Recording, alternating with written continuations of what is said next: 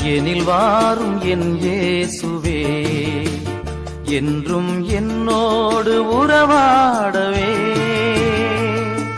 நீரின்றி ஒன்றில்லையே, இங்கு நீர்தானே எம் எல்லையே. என் நெஞ்ச வீட்டினில் என் இன்பப் பாட்டினிலே உன் நாமம் நான் பாட என் உள்ளம் நீர் வாழவே. என் அன்பு தாயாக என் நாளும் என்னைக் காக்கவே.